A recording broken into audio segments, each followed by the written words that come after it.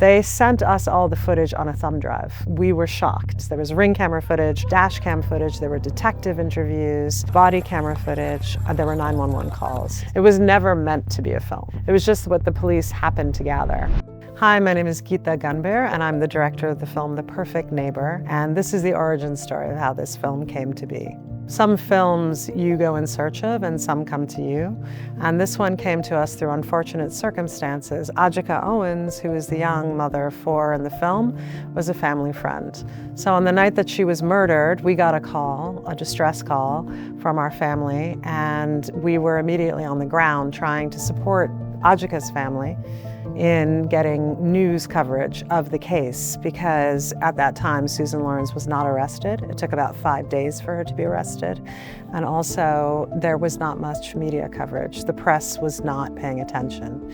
And we know from experience in cases like Adjoka Owens, without media pressure and media coverage, oftentimes the cases get shoved under the rug or justice might not be served. She shouldn't even be in the street. She murdered this lady. 2 months later, we received the body camera footage. It was acquired by the lawyers for the case, the family lawyers. So they used the Freedom of Information Act to acquire all the police body camera footage and all the evidence that the police had, all the files. And once they had filed the Freedom of Information Act and used that to get the materials released, they became public record.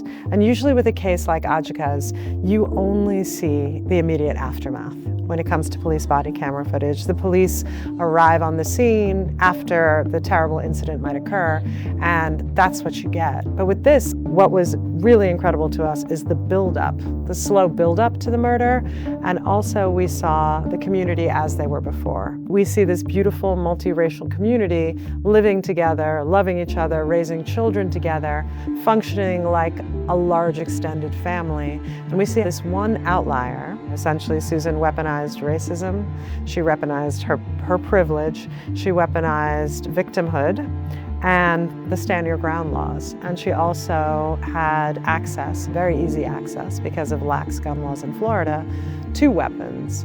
And we see all these things culminate in this terrible murder and this crime. It's a big deal. I understand. Someone's dead. There was about 30 hours of material. I had an incredible editor, Viridiana Lieberman. She is a dream.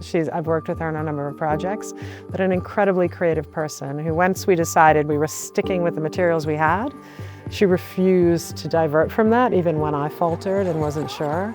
I worried we were making something too experimental.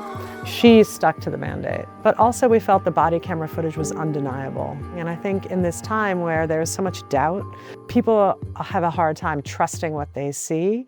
The body camera footage is unvarnished, unbiased. There is no one there telling them what to do. There is no film team. So we felt that made it undeniable. And we really trusted our audience to, once they were immersed, to stay with us. And that is why we didn't go back and do any interviews or put in any additional hand-holding tools.